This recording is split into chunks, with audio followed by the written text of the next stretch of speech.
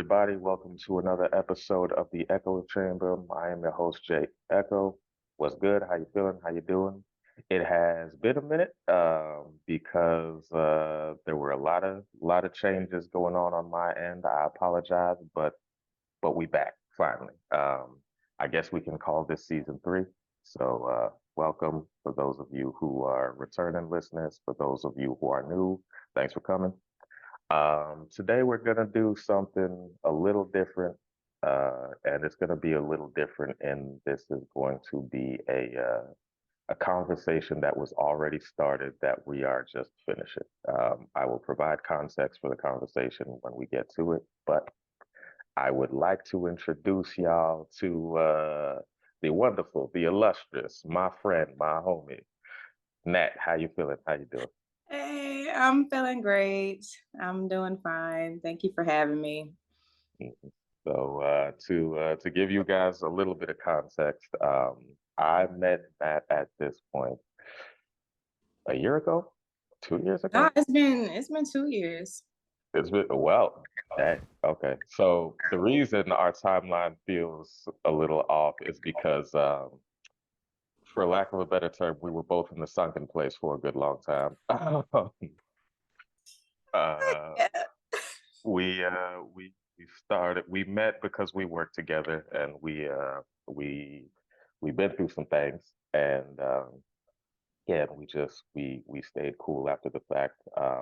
Neither of us are in the positions we were in before, but yeah, the Mhm. conversations we had while we were in that sunken place and everything like that always seemed interesting to me, and I was like, this feels like something other people either might be having this conversation or may need to hear this conversation. So, Mhm. um, the conversation we actually started yesterday was a conversation about accountability and intention.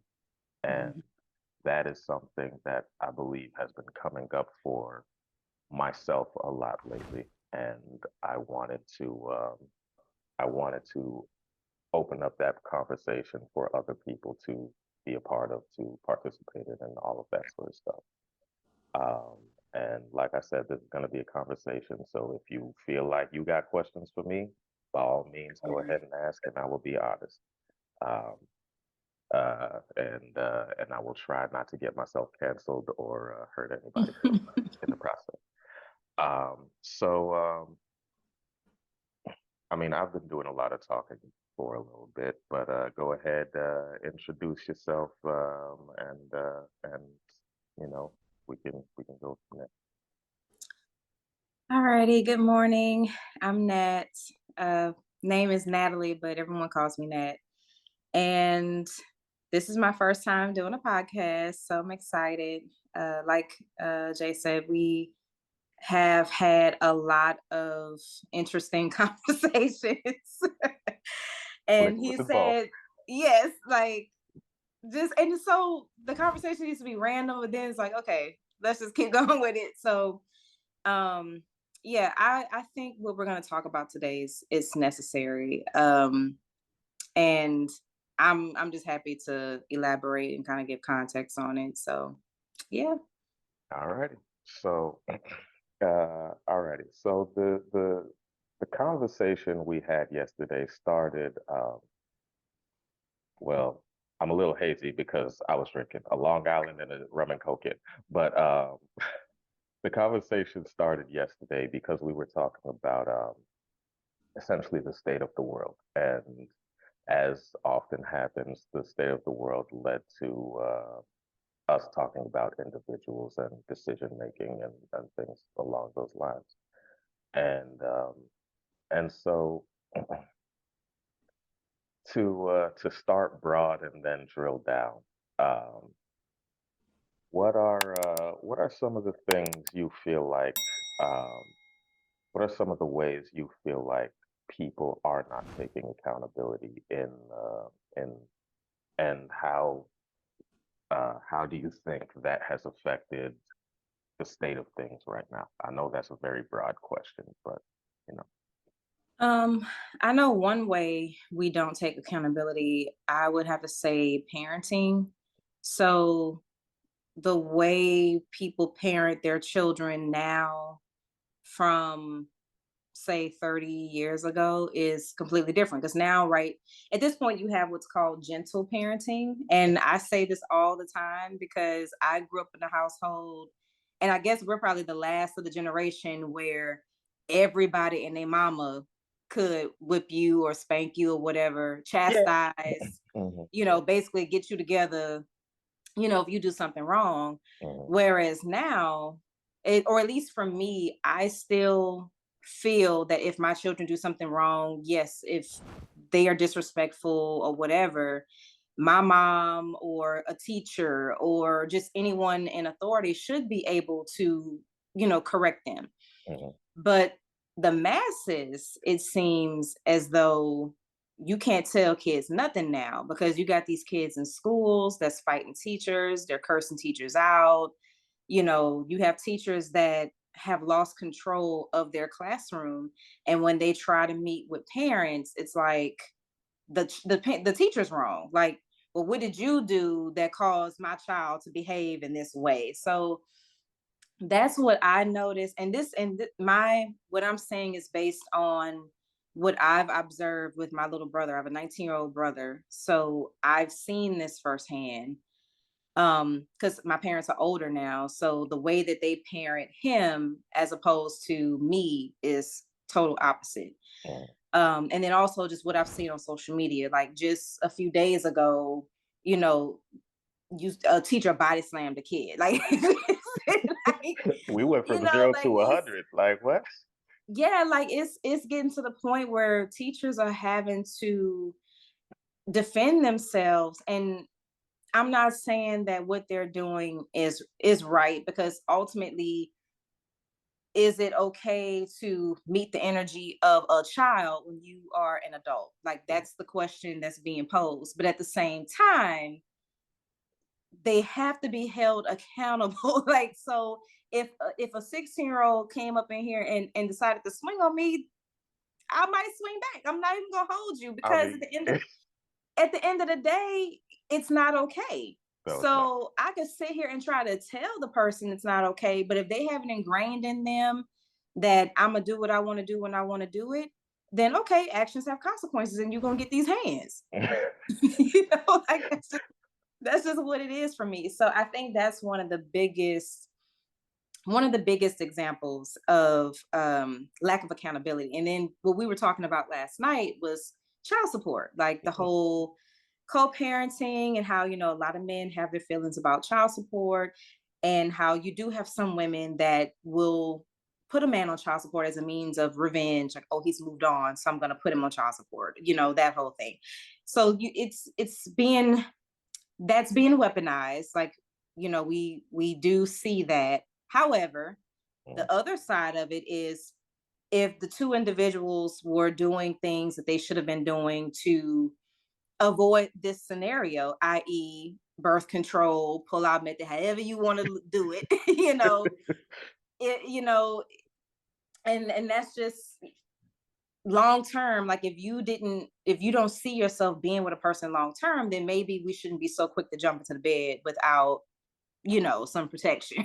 So that's another example of accountability too, I mean, or lack of. but and you know me, I'm a play devil's advocate sometimes. Uh, I mean, the protection, like that's not a sexy conversation to have though. It's not. We don't like you don't go into like you don't make it to the crib and the first question isn't, hey, so before we go on and do this thing, what pill you on? How what's your condom situation look like? Like that's not a conversation people are having. You It's like, know all right, what? we down? Let's do the thing. But you know what? I'll be 34 in July. Mhm. And I remember years ago, I guess you could say, when I got into, sexually active or whatever, I remember where it would kind of sort of come up. Kinda sorta. But now it's kind of like, when it's time to get to it, and dude finna do what he do, I'm like, wait, so we're not gonna put a condom on? What we doing? So Sometimes a guy will, sometimes a guy is waiting on you to be like, Mm. if she not gonna say nothing, then I'm gonna just continue to do what I do. I mean, So, let's be real about it. I mean, I'm old enough where I can't afford to do that type of stuff no more. So, like me, I'm I'm going to put stuff in place to make sure that I don't end up somebody baby daddy real quick. Like right. I don't, I that's not my ministry. That's not my situation right now, and I Hmm. can't afford it. But what so you said that you're the one who's having to bring it up. Do you think, well, I can tell you why that is. I mean, most of the time, us, we like that doesn't enter the thought process more often No. than not. It's not, oh, let me pause and go get some protection, or let me ask her if she's on the pill, or let's figure out what like Mhm. is my pullout game strong right now, or do I need to re-up? Like we're not having that conversation. Most of the time it's, oh, we doing it? All right, cool, bet. Let's come on with it. Mhm. Let's figure this out. So my follow-up question to you is, so since you brought up child support and everything like that, and protecting yourself, what so I'll ask you to speak from a woman's perspective, and I know y'all aren't a monolith, but I got you here, so I'm gonna Mhm. put you in the position. Um, what uh what are some ways you think women should be protecting themselves in these situations, but they aren't? Um, I think it has to do with communication up front. Mm, I think that a lot of us, and you've heard me say dating is ghetto out here right now, like ghetto. And what I'm hearing from women and men is that men have so many options, so there's no need to be in exclusive relationships. Everyone's out here just being casual. We all outside basically. I mean, we outside, but I mean, go ahead. Yeah. Go ahead. Yeah, we all out here. So I think though with women, and I'm gonna just speak for myself. Mhm. In the past, I've been that person to go from relationship to relationship. Like that's something that I chase. Like that's, childhood trauma, abandonment issues. Like that's a whole other conversation for a Yeah. different day. Mm, But ultimately that's why I was doing it. And what I wasn't doing was actually talking to the guy to say, okay, well, what do you want? Here's what I want. What do you want? And what I've noticed is that one of my exes, he told me when we were divorcing, he was like, well, I only did it because you want to do it. mm, Like it was never that true, let's sit down and decide, is this what we both want? And I think with the whole child support situation, you have two single people. They might meet each other, at a Sunnybrook or at a lounge or at a, whatever. don't They put get this the on light. Sunnybrook. Sunnybrook is innocent. Okay. Okay, okay. So, Daddy said. people liquor get the flowing, people get the liking on each other, and one thing leads to another. Y'all get to chilling, and then you keep chilling with this person, and you're having a good time, you're having fun, but again, the conversation never comes up on what are we doing? Or it might be a conversation on what we're doing. And the dude might say, well, I don't want anything serious right now. Or she might say she doesn't want anything serious right now, but they're still having sex.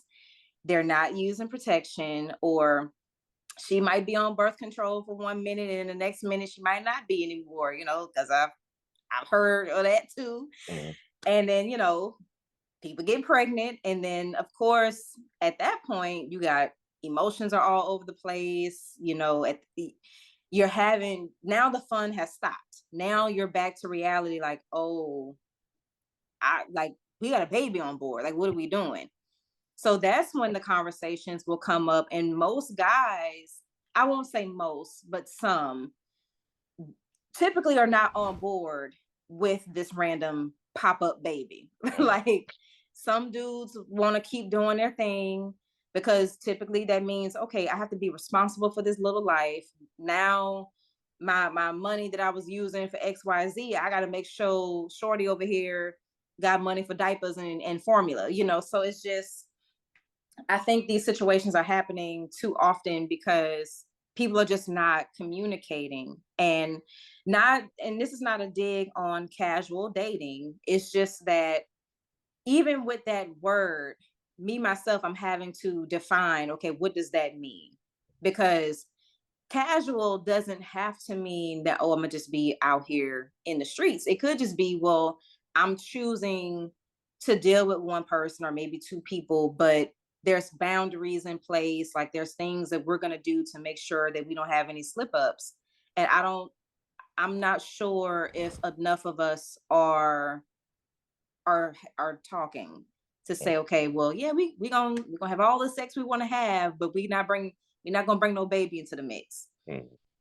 you know. Okay. So to speak to what you just said, I would agree. It's like the commute. I mean, I kind of just outed myself. Like that conversation, it's not fun. It's not Hmm. sexy. It's not interesting. So like the conversation we have right now, like we're we're we're both outside, which we know, Hmm. but at the same time, it's like I can go out and have a conversation with somebody and be like, hey, this is my intention when I am dating. This is Hmm. why I am here. Hmm. If if you are with this, cool, Hmm. let's keep doing what we're doing. If you're not, let's let's figure something else out.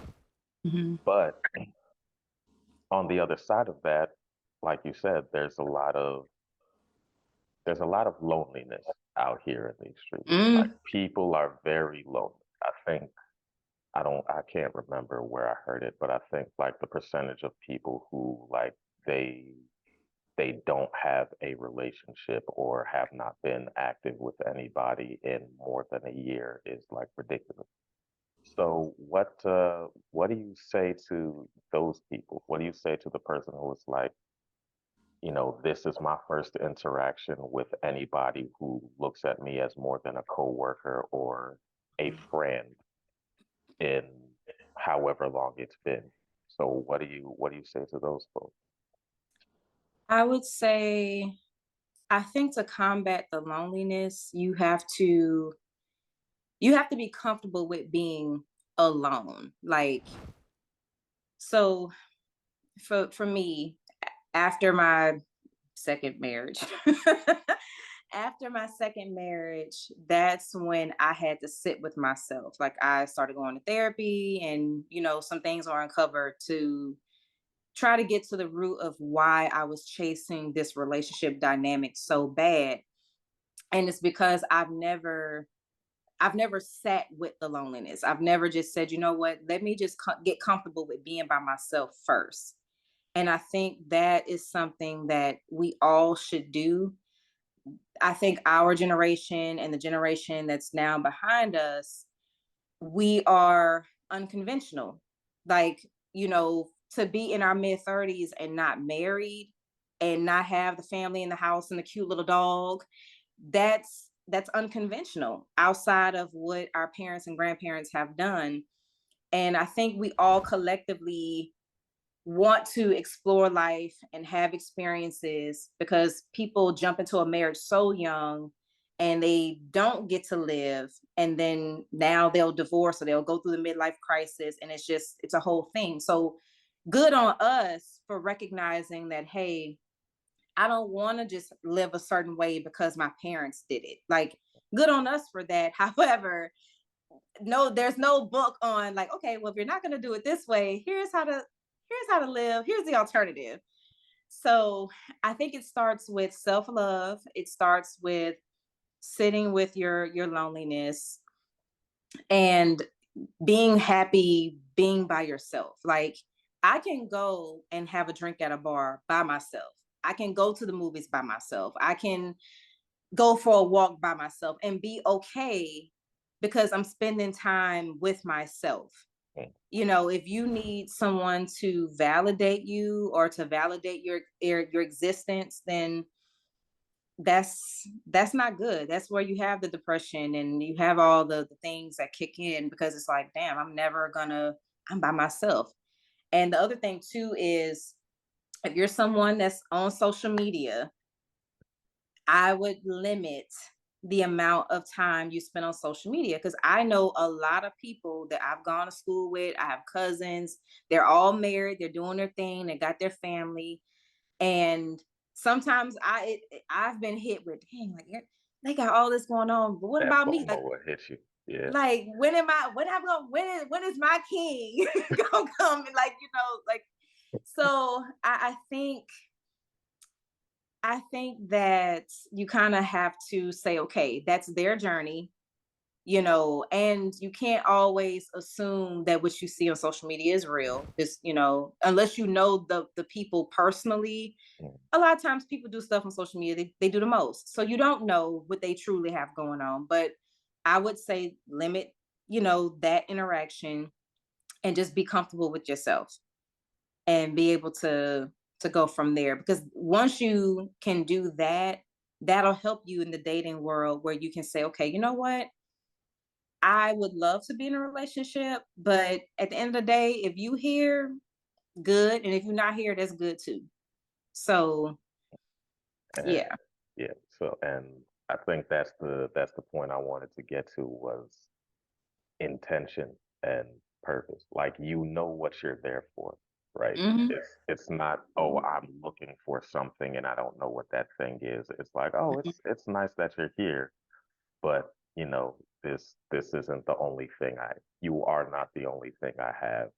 You are an addition to my life. You are Yep. not my life, so to Yep. speak. But uh question a question that I often have is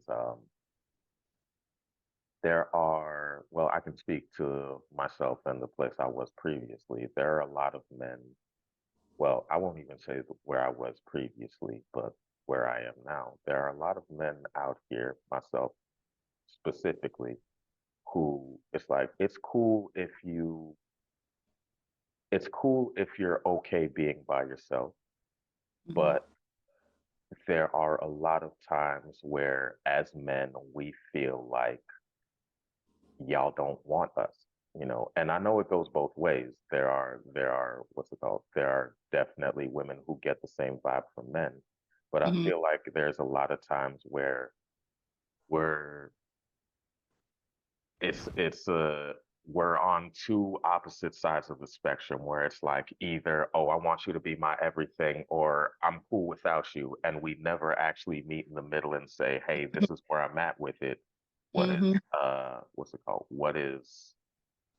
Where are you with it? And like let's be real about it. As human beings, we all have egos and we all have feelings and we feel certain types of ways. And I know for me specifically, like if I feel like you don't want me, or for lack of a better term, you don't need me in some way, then my level of interest is immediately going to do this. Like Yep. it's like, all right, you obviously you don't care, so why invest in this? Why go deep into this? Yeah. How minus the well, not minus, but taking it fully into account that like some people just need to get to a point where they're okay with that knowledge. How do you think we should be having that conversation? How do you think we should be, because there are a lot of, and this is from speaking to men, there are a lot of men out here, and I'm sure you've seen it, like the red pill brothers and the and Hmm. the and all of them who are just like, oh well, y'all don't need me, so why am Hmm. I even gonna put myself out here for this? That's a good question. It's hard to have that conversation, because it goes back to the idea of the independent woman, right? Like, you have all these women that are educated, successful.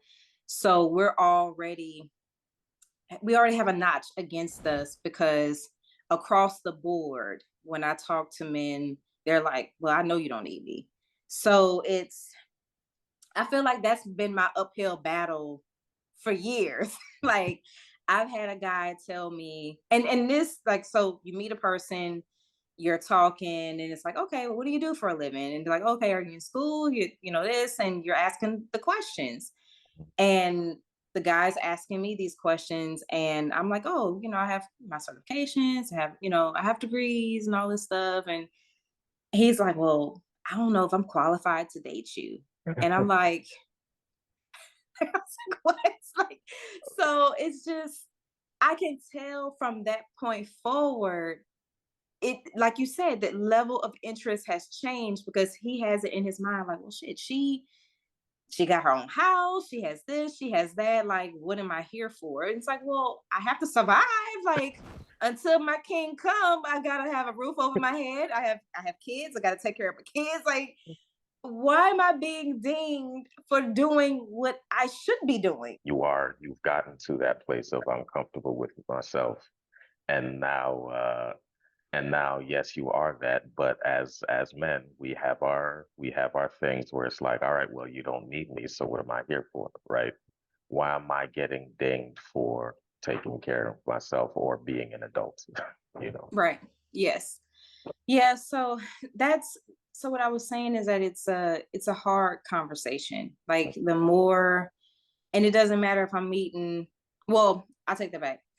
I find older men appreciate the independent woman. So I'm learning that, but like dudes, men my age or even the younger guys, they have, it's a mentality, like it's automatic. Oh, you lose 10 points because you can, if I walk out right now, you're okay. Mm. And the reality is, yes, I might be stable because in my mind, if I was a man and I'm meeting a woman, I would be more attracted to the woman that's more stable than a woman that's not. Like, as a woman, I meet men, and the first thing, and I think all women ultimately, we do need stability. Yes, we can take care of ourselves, but you not gonna come up in here and think you finna live off of me and you eating my kids' snacks and you soaking up my AC. We're not doing all of that.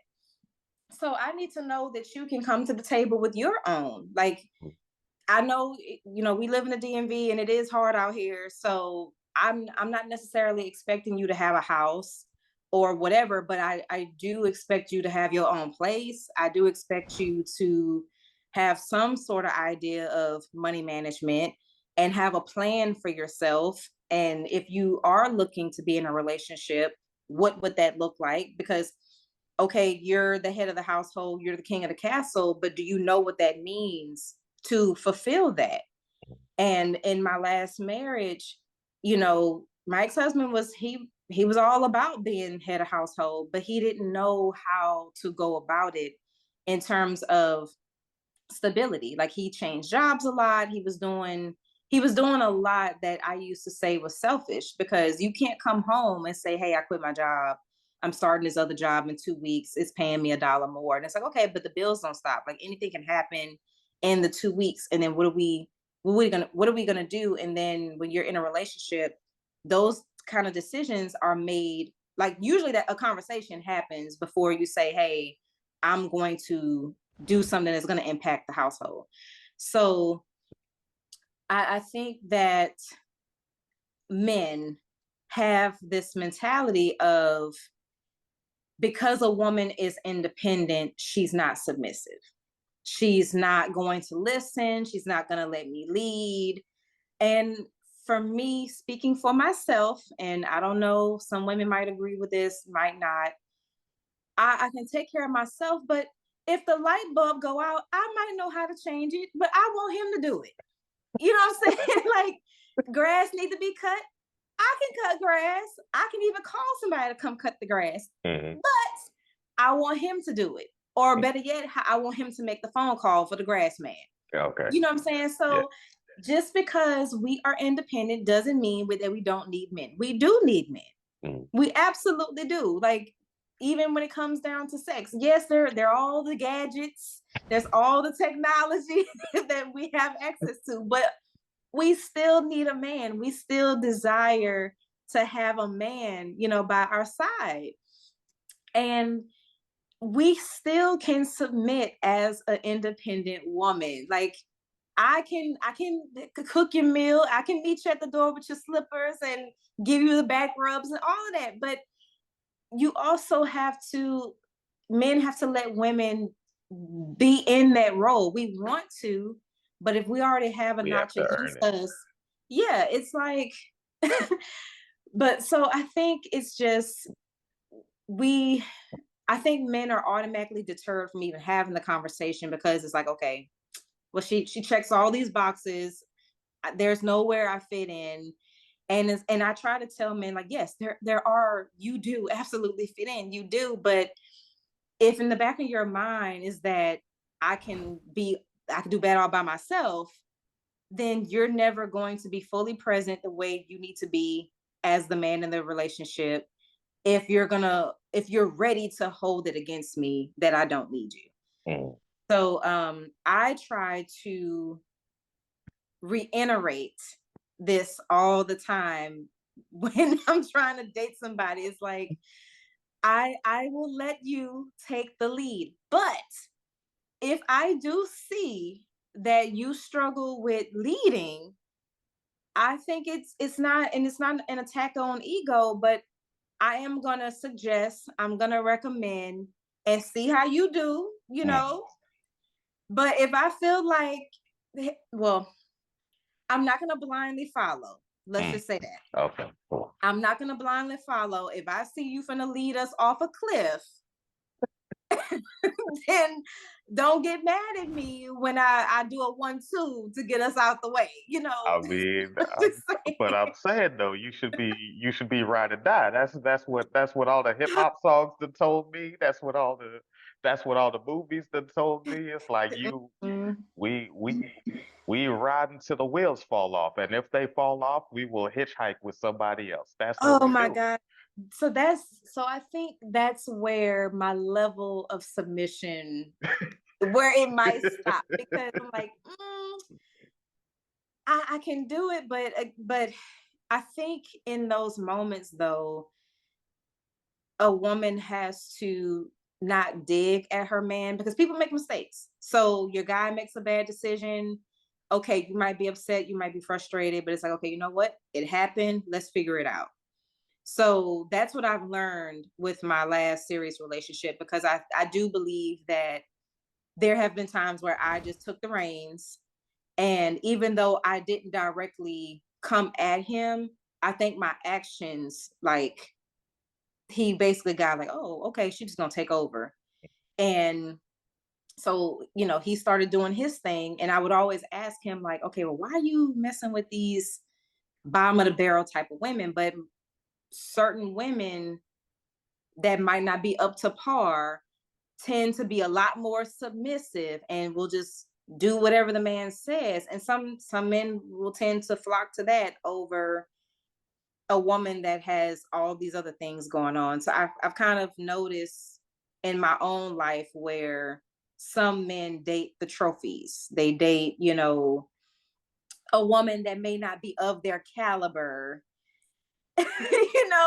because it's like they would rather that over the independent woman, because they feel like, well, she's gonna let me run my castle, no questions asked, because she needs me. Like, she got a high school diploma, she ain't got nothing else going on. She's gonna let me take care of her and whatever. So So, as as the brother, I will speak in defense of well, in some defense of of my people. Um, it's yes, there are definitely those guys out there who is like, well, you know, you don't need me, so like you don't need me, so why should I even bother? Right. yeah, Um, but I feel like there's a difference between feeling needed and feeling wanted, right? right. And I think it's a very fine line because you can say, I mean, and you just said, sometimes your actions, you know, were in your previous relationship, sometimes your actions just uh had an effect on your Mhm. partner. And it's like for us, and I've been this person too, so that's why I can speak to it. For us, it's like, yes, I have a plan in place. Yes, I have a direction in place, but I also like I feel like and I'm sorry, I'm kind of going all over the place because I'm trying to articulate it properly. But I feel like for men, we are told, we are told that our value is in our confidence and our competence, right? Okay. So the second we feel like our confidence or our competence is being attacked, that immediately goes back to our what we feel about our own intrinsic value, right? Mhm. And so we'll come from that place and then we'll immediately feel like, oh well, yeah, she's saying all this, but obviously what she's actually saying is she doesn't need me, I'm not valuable, I don't. And so Mm. we'll start pulling back. We'll start doing all of the extra stuff that Mhm. you haven't said in any way you need from us, but that's our default. Like our default is we need to provide, we need to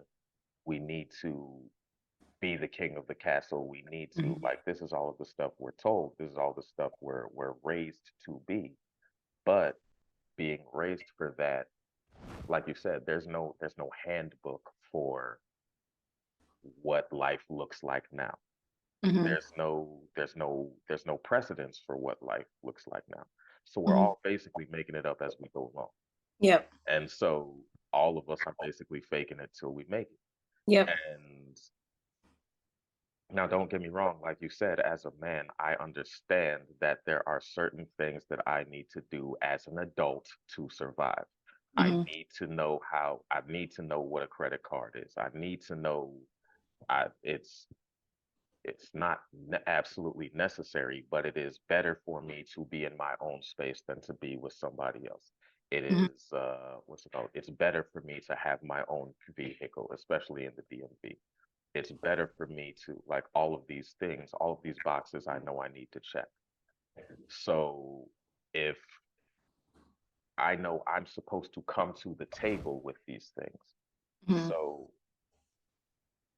in the past, like my assumption was, and when I say in the past, I'll say like college years and things like that. My whole thing was, okay, we're in a relationship. I have to before I marry anybody, and this is just me, I need to have all of these things in place. I need to have a job, I need to have a career, or I need to have a car, I need to have my own place, and then we can start building a life together, right? And that Mhm. was just me.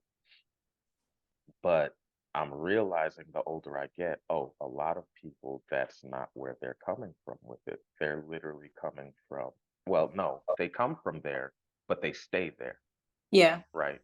So it's like, I need to have all of these things before I commit to a serious relationship with somebody else.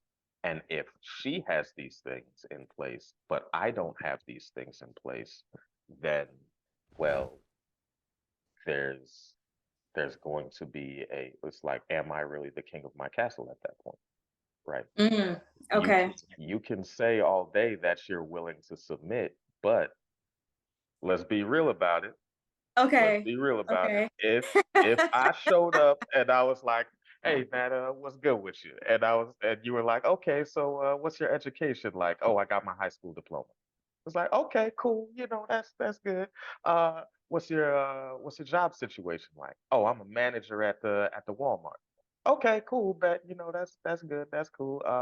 What are your career goals?" "Oh, if I what's it called? If I stick in my job for the next year, I might make it to what is it, branch Was- manager or something like that." Like, he has a plan, he has goals, but are do these goals measure up to Yeah.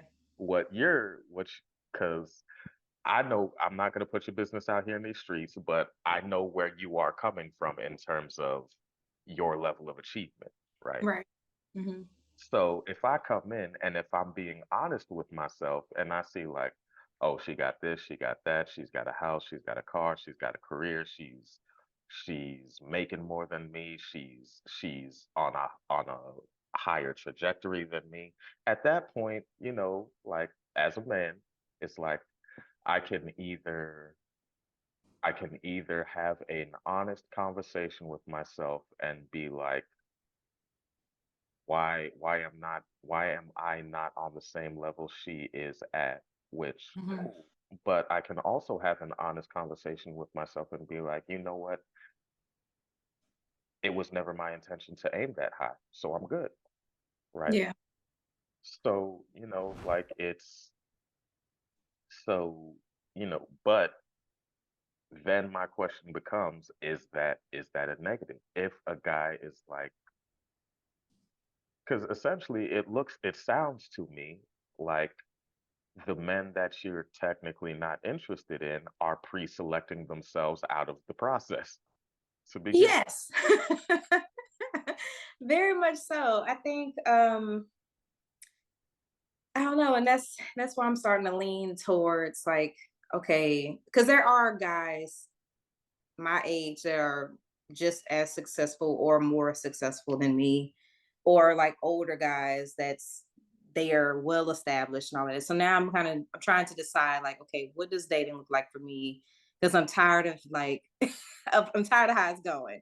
Mhm. And yeah, I think dudes are counting themselves out. So the question got asked to me one day was like, well, would you date the garbage man? Would you date the guy that What? works at Walmart, whatever? Like, and I was like, well, I would if they had a plan. So if you're the trash man, what are you how high can you go in that career? Like that would be my question is it just a job for you for now? Like do you have bigger dreams, goals, aspirations to be something else and this is just filling you're just checking a box until you can get to a different, you know, career or wherever in life?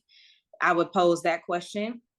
Do you have plans to have your own company where you got your own fleet of garbage, trucks and you got people working for you and you trying to build an empire? Because that's the thing that I look for in a man is like how high are you trying to go in your level of success? Mm, How are you trying to elevate as a person? Because if you or better yet, like what type of life do you see for yourself? Are you cool with having the single level family home somewhere out in DC or wherever? Or do you have the aspirations for the 3-story house with the 2-car garage and a certain type of vehicle and your kids go to private schools and all that? Because if you are aiming high, then what you're doing right now, you're going to either have to work a lot harder to get to that life, or you're going to have to sit down and say, okay, I might need to make a career change. Like I only have a high school diploma. I might have to go back to school if I'm trying to be in a certain tax bracket,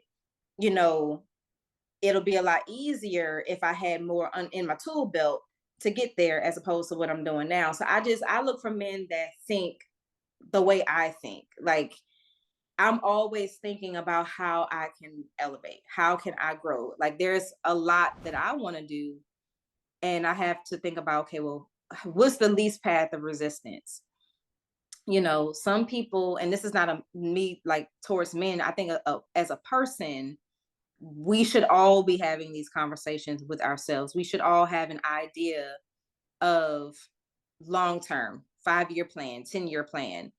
And when I meet a guy and he doesn't think that way, he's just focused on today, then that's a bit of a turnoff for me because I'm not, and some women may do this too, but it's like when I meet you, if I'm really feeling you, I'm fantasizing. I'm like, okay, so what will life look like? Like, can I see myself having kids with this person? Can I see myself like the big question I get asked is, would you stay in the DMV long term? Because a lot of people that live here are not from here.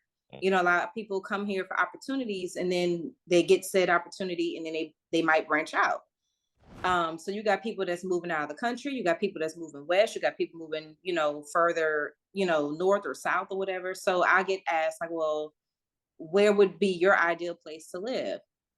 And you have some people that, based on your answer, that could be a check or an X as to if they want to move forward. So I do think that men do pre-select themselves, and I try to encourage. I try to say, hey, like, because sometimes a person just needs that spark. They just, it might have been a thought in the back of their mind, but maybe they hadn't thought it all the way out. Because I've had guys ask me certain questions, and I'm like, dang, I hadn't even thought about it like that. So, but I think too that you have to be open to feedback, and a person shouldn't get intimidated by what a man or what the opposite sex is bringing to the table. Because if you are intimidated, then that says a lot about yourself. That says, okay, you might have some insecurities there. There might be some things there internally that you might have to deal with. So yeah, I think it's hard. It's hard to try to be the cheerleader. It's hard to try to encourage, but I hope that men and women, when you meet someone that might be out of your league, you might have to do some internal work to see, okay, well, what do I want for myself before I can go out and seek a partner. Okay. So keeping in that same thing, you know, how how do you find the addition of we've had this conversation. Well, no, we haven't had this conversation before, but I've had this conversation with other people before. How do you find the addition of children affects your dating life? Well, it can go either way. You have some men that are like hard pass if a woman has children. Um, I do notice that some dudes are immediately turned off by that, because they are, I guess there's the expectation or the idea that a woman is seeking a father for their children. So when I meet someone, I lead with, they have their dads are present in their life. Like, I would expect you to be a father figure, if because if we're coming into a household together, we're blending families or whatever the case may be. If the guy has kids, I would be a mother figure to their children, and I would expect a father figure for my children. And when I say that, I mean that you're going to be part of the process of helping them grow, learn, and develop. Like, it's not an expectation, so to speak, but it's like, you're just not going to just be sitting there and they're just there, like, you know what I'm saying, like, you you would also have a say in their upbringing. Okay. So I would want the person to feel comfortable with, if they do something wrong, like, you should be able to have, if I had a son and dude in the house, like, I would expect you to take my son under your wing, or take my daughter under your wing, to help nurture the child. Now, I think there are boundaries that would probably have to be in place, because they're not the biological, but ultimately a person should want to do that, because it's, if we're a family dynamic, then yeah, you're not just off to the side, you're part of the process. So but I think some women are expecting these men that's they're dating, and they just want a man to help me take care of my kids. And I think a lot of guys are like, no, I wasn't part of that process, so we're not doing that. So So here's my question though. I mean, we touched on it a little bit earlier, coming in and being the king of the castle, so to speak. Like how much of a king can I be? And again, I'm playing devil's advocate, right? How much of a king can I be if, I do try and discipline the child, or I say, "Oh, hey, we're gonna go this way," and you know, those infamous words come out of a baby's mouth, and it's like, "Well, you ain't my daddy." It's like, "Oh, okay, this what we doing?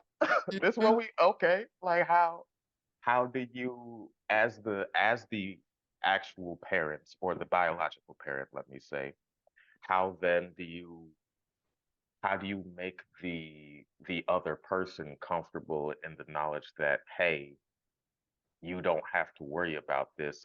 You have my support to to react as a parent would and should, versus like how do you navigate that? And let's say, for instance, like, we'll use a real world example. Let's say, like, oh, hey, we're thinking about putting the baby in private school, Mhm. and the child's father is just like, well, I want my child to go to public school, so I'm not going to sign off on that.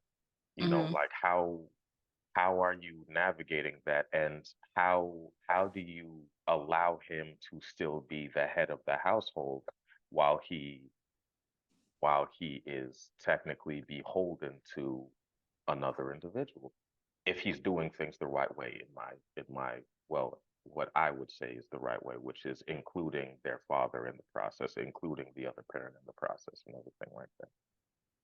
So I'll start with, as in terms of like a child is in a household, like, so it's me, the child, I'm married to someone that's not their dad. I think in that scenario, the conversations have to be had, and not just one, but I think you have to reiterate to the child, like, okay, he's not your dad. However, he's here and he's a father figure. He's your stepdad. You still have to listen to him. Like, they still have to understand that this person is in their life, and you can't just talk to them any kind of way or treat them any kind of way because they're not your biological. Because I do know that kids, especially if it's a messy co-parenting situation and your child is going back and forth between two different households, that's how you can have kids that will be disrespectful towards the bonus parent. Mhm. So I think that's something that would have to constantly be reiterated to the child on how they should behave, what they can expect from this other person, the same way you have expectations of this person who's taking on helping you raise a child that's not theirs. That's probably conversations that have to constantly keep being rehashed as the child is growing up, because they might see something that they may not agree with. There might be something that you want to do that you and dad want to do, and they're kind of like caught in the middle. So I think in a perfect world, everyone has to be on the same page. So I can give an example with my own daughter. So my oldest lives with her dad, Mhm. and when he and his girlfriend first got together, I didn't care for her. I was in my feelings over our separation. So it was just that unnecessary animosity in the beginning, for whatever. But then when my daughter wanted to move in with her dad because she didn't want to come up here when I was relocating up here, I had to sit with, well, now she's about to be around his girlfriend 24/7. She's the mother figure. And I had already, when my daughter was coming up, because his girlfriend's been in her life since she was 4. Mhm. So my child is now 14. So Mhm. that's 10 years. And as she was coming up and she would say little things, it's like, okay, well, at the end of the day, your dad's house is your dad's house. The same way you have to respect him, you have to respect her as well. And so far that hasn't been an issue. Like, they have a great relationship. And when we were talking about what was next for my daughter in terms of high school, we talked about, okay, well, what are the better schools? And it's been the two of us, me and her dad, ultimately she's our child, we're making the decisions. His girlfriend does give input, like she's, told me or made recommendations, but at the end of the day it's like she will say real quick, I'm not mom, like your mom, like that's between y'all. So she doesn't try to do too much or interject herself too much when it comes to big decisions that are being made on behalf of our child. So um she's but you have some bonus parents that might feel that they should have a say when it comes to certain things. So the private school example that you gave, that's like there's a cost associated with that. Yeah. So when you're talking financials, say mom wants private school, biological dad doesn't, the stepdad might feel like, okay, well, what do I do? Well, it's y'all's money at the end of the day. So that's where mom will talk to her husband or whatever and say, okay, well, are you okay with this? Because, he isn't helping me with this. So how do you feel about it? So I think it just goes back to communication. When you date with kids, it is harder because there's a lot of planning that has to go into it.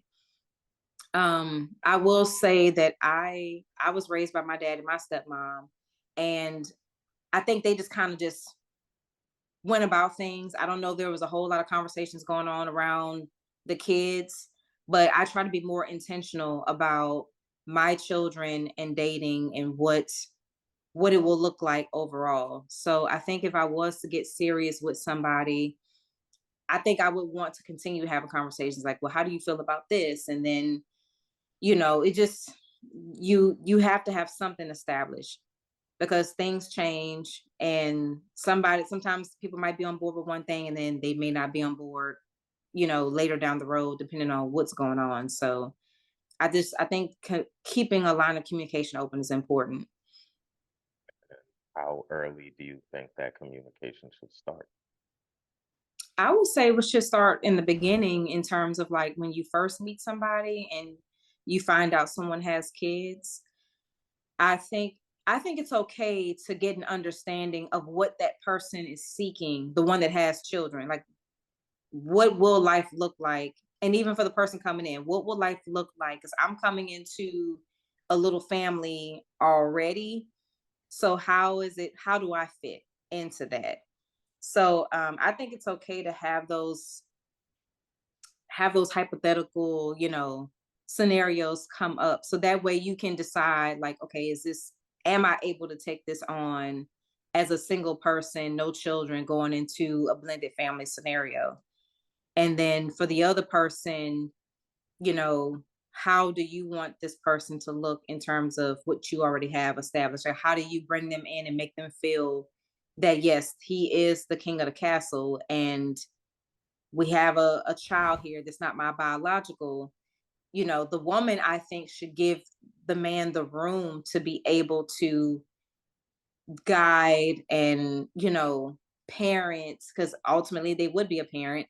She has to give the room for that. You can't sit here and say, well, they got to respect this person, but then when something happens, oh, this is my child, you can't tell my child nothing. Because once that is spoken, then now it's like you pretty much killed the relationship at that point. Yeah. So Um, there are a number of follow-up questions I would like to ask you, but I am unfortunately coming up on time. So what I will do is I will put an end to this conversation here. Let me start by saying thank you for taking the time to do this. Like we said up at the top, we've been talking about doing this for a minute, and I think you assumed I was playing because it took so long, but we finally had the conversation, and I want to genuinely say thank you for taking the time and for being as honest as you have been with me. So, you're welcome. Again, glad to be here. I'm glad that we finally decided to do this. So I'm excited. yep, there will be some part twos and maybe some part threes. So Mhm. look out for them. do you, well, do you have any social media that you are interested in sharing with other people? Mhm. And two, do you have, like, as a wrap up, do you have any last words, final thoughts, anything else you would like to say before we call this a wrap? As far as social media, I'm on Twitter as Soulful Rebel. IG, net Nicole underscore 19. And as for final words, I will just go back to communication is key. I think for any kind of relationship, communication is key, and always lead with your intentions. Thank you, thank you, thank you. All right, everybody. Appreciate you for listening. This has been the Echo Chamber. If nobody's told you they love you, I do. So take care of yourselves. Peace. All right. Bye.